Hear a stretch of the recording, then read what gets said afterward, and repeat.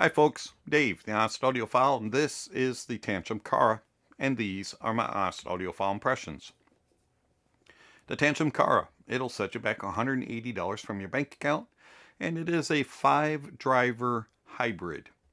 It has a 9mm low-frequency dynamic driver with composite diaphragm and linear edge, and then two Sonian 23890 balanced armature drivers for the mids, and two customized ultra-high frequency balanced armature drivers for the treble.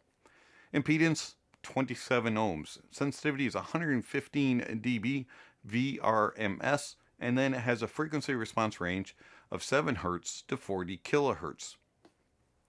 The Tanchjim Kara comes in a very nice looking box. Get some branding on the front, picture, and on the back you get some specs. Taking off this white sleeve, and you're greeted by a gray box with some Tanchjim branding. And then when you open up, you get some paperwork, and you have an area for your IEMs to sit, accessories, which we'll show you here in a minute. But it's a very nice little unboxing package for $180 IEM. I was rather impressed. Set that back here to the side. The accessories that you get a 2 pair of tips on these little trays. First ones are the treble tips, and they are wide bore, a little bit on the shallow side, and as you can see I'm using the medium sized wide bore tip. And then you get the bass tips, and these are more narrow bore and your standard grape olive shape. You also do get another pair of medium grape shaped narrow bore tips. You also get a white carrying case that says Tanchjim on it. Very nicely built, hard shell, and it's a little bit big for the pocket, but it should do well in a bag. And it buckles closed, so it's not gonna come flying open. And then you have a lot of space for your IEM to sit. Very nice carrying case. And then you get the Kara.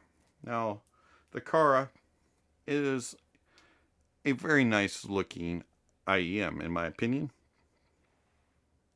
Transparent, and on the left side it says Kara, on the right side it says Tanchjim. The front is a little bit on the frosted side, and then on the back it's more clear. They're extremely light, very small, pretty flat on the back side here. Got a little bit of an aggressive angle and a fairly long nozzle. And as you can see, you have tubes that go through the nozzle into where the drivers are, instead of having your BAs just shooting through the nozzle. They actually have individual tubes, and there's a 3-way crossover built in inside. You can see the 9mm driver and all kinds of cool stuff on the inside. It's just a unique looking IEM. One thing to note, on the nozzle there is no stop, so when you put your tip on you can jam them down as far as you want, or you can leave them all the way up towards the edge. I prefer to leave them as close to the top of the angle nozzle as possible without it flying off and getting stuck in my ear. And the reason for that is that they just fit me better. Now these are kind of a finicky fit, and there's a couple issues for that. Number one, because of those tips and the nozzle not having a stop for it, and you can just adjust it. The other is, for me, the angle that the 2-pin comes out of the shell, and then the 2-pin is a little bit on the thicker side. And so when it comes in and you have this part here where your ear hook comes, it's a little bit on the stiff side. And when I install it into my ear, it's fine on my left ear, but my right ear has a little bit more of a protrusion than my left, and it just kind of hits in the wrong spot, especially if I have the tips jammed all the way on. And so by putting them on the upper edge of the nozzle, I'm able to fit it better in my ear, and that does not jam into my ear. The other issue was that those ear hooks, they kind of were pushing on the shell itself, and it was pulling the shells out when the tip was a little bit farther on the nozzle. So you just kind of have to play with it a little bit. It's a little bit finicky, and then tip picky. So be ready if you have the car to adjust them and to play around with various tips. I did find that the stock tip sounded the best, and I preferred the wide bore tip. The other tips, which were narrow bore, also sound very good, but they didn't quite fit my ear quite right. And also they add in just a little bit more of a warmer sound signature to the mids and to the bass, and you lose a little bit more of the air up top in the treble. So I prefer the wide bore tip, as it just kind of opens them up a little bit and it doesn't quite sound as warm. Isolation of outside noises is actually really good with the Kara. I was rather surprised with that. Once you get the fit proper and you get everything adjusted the way it should be, the isolation of outside noise is probably 65% or so being blocked. It really does a good job of putting you in your own little space. The only things I was really able to hear around the house was a very loud carpet cleaner and vacuum cleaner. Even my coffee grinder, which is fairly loud, was really dulled out by the isolation of the Kara. And then around the neighborhood, the only things that I was able to hear were loud vehicles like buses and delivery vehicles. So I was rather impressed by the isolation of the Kara once I was able to get the fit to be good. Another thing that the Tanchjim Kara is somewhat picky on is source. And so the Kara is not the easiest IEM to drive. I was rather surprised at that. The Kara was able to get the volume with most dongles. I had no issues getting it loud. Where it was a problem though was it just sounded dull, and the bass was kind of one notish, bloated, and the upper treble was just gone. There was just no extension, no air, and it just kind of sounded just dull and boring. And so going to a DAP or running them on a more powerful dongle kind of helped that and brought out some stuff, and the bass became better controlled, and the treble got a little bit more air, a little bit more energy, and it didn't sound quite as dull and boring. But it still wasn't really impressive until I went to desktop.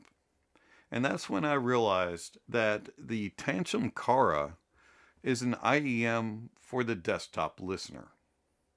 And if you listen at your desk most, and you like using IEMs, or you've always wanted to try using IEMs while sitting at your desk, the Tanchjim Kara loves being used with desktop setups. I found that the IFI Neo 2 DSD and the FIO K9 AKM and the Mytek Liberty DAC 2 and the AUN S9C Pro and all kinds of other devices that I have here on my desk sounded really good with the Kara. And one other thing to note was running them balanced really didn't always help. I was rather surprised that on some of the dongles that I ran it on balanced, and also some of the desktop stuff that I ran it on balanced, it just kind of messed up the tonality of the actual Kara's presentation, and it just didn't sound proper. So output impedance is definitely a problem. Running it balanced is kind of a problem. Gaining is kind of an issue. But I did find that the best sounding that I could get the Tanchjim Kara on was on desktop. So if you are a desktop listener, the Tanchjim Kara IEM may be something you might want to consider.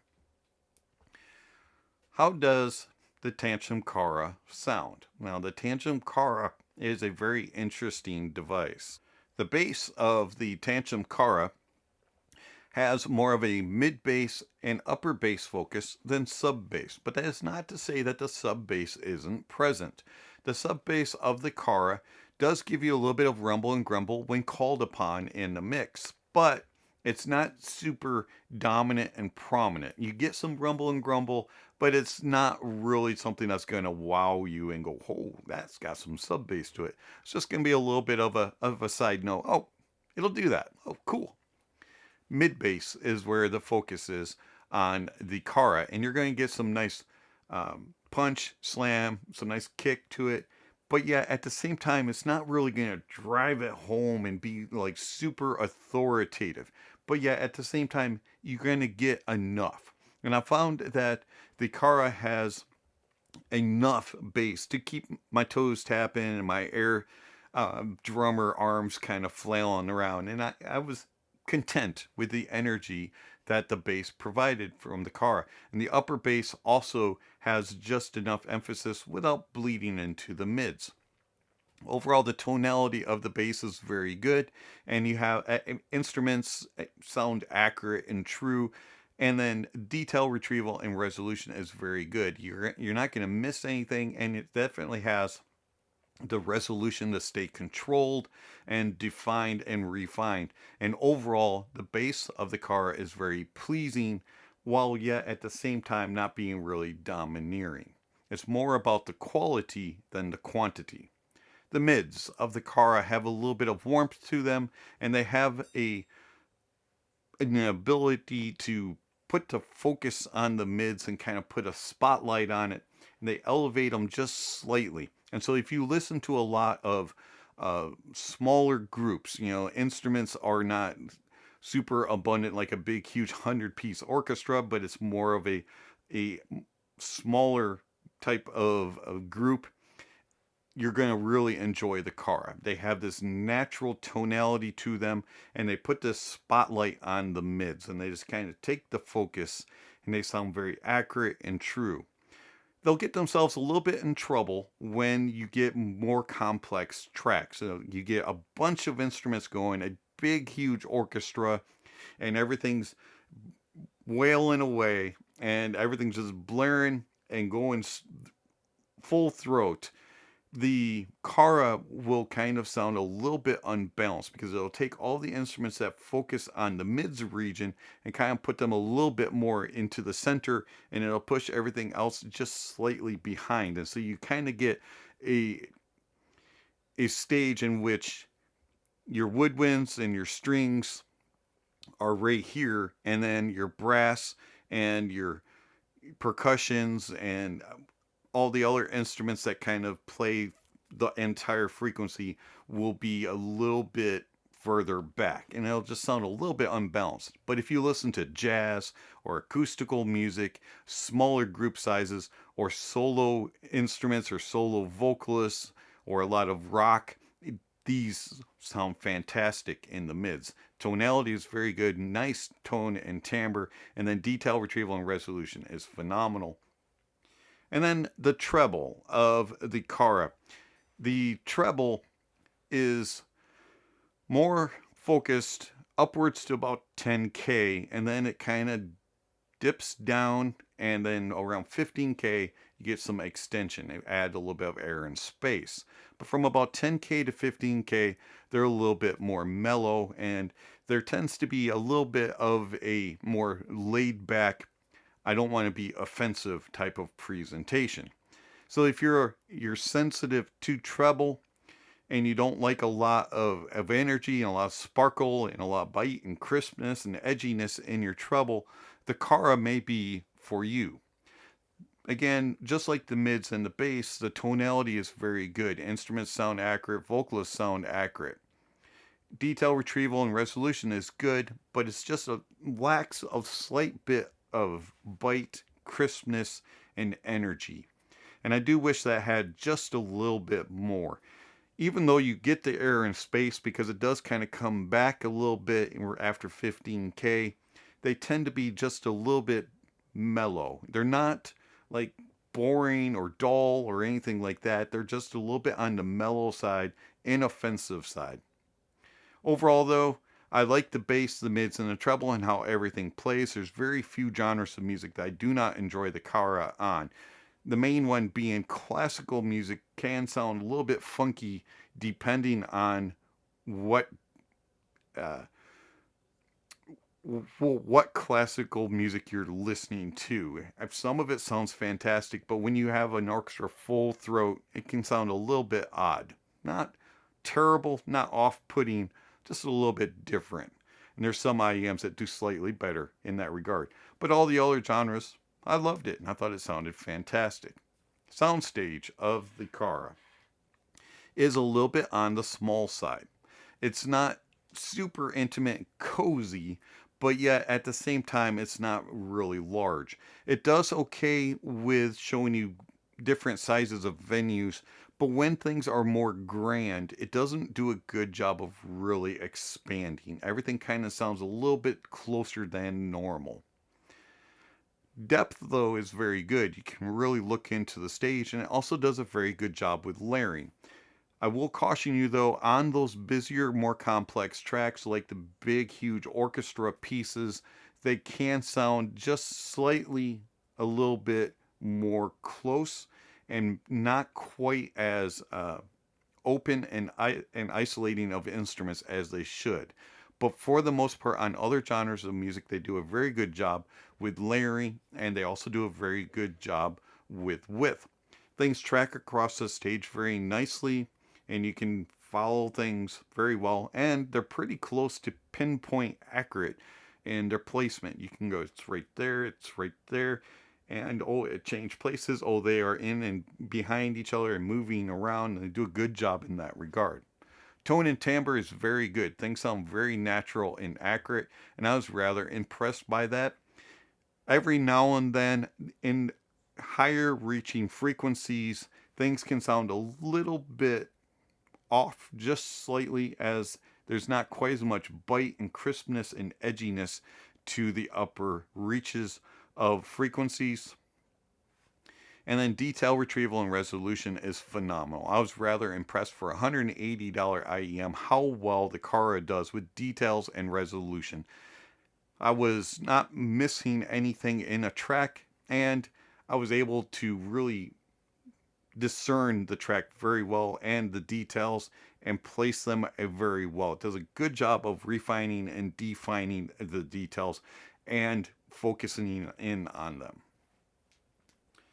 So how does the Tanchjim Kara compare to a couple other IEMs? Now, the one that I just sent back but reviewed last week, the Penon Fan 2. The Fan 2 is way warmer, way thicker, and in fact is too thick in the bottom end, and it has a very bootylicious, as I described it, type of bottom end. And it doesn't have the separation and the isolation down low. Also, it's a little bit too thick, but just like the Kara, it is a little bit more forward, and also the Penon does not have as much of the extension into the treble as the Kara does. The Fan 2 also has a more intimate and close, cozy soundstage, and it's not as accurate in its placement.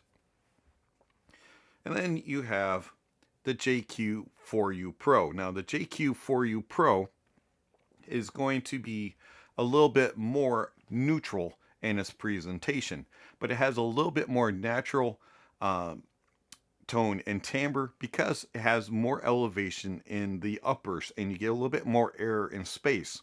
The JQ4U Pro also does a little bit better job with width of stage and a little bit better depth and layering, and it definitely has a little bit more space between instruments.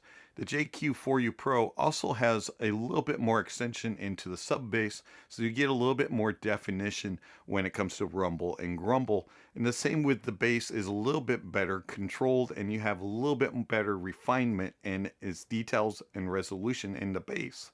The mids are not as forward as they are on the Kara, and they have a little bit more even and balanced cohesion throughout, no matter what the genre of music is.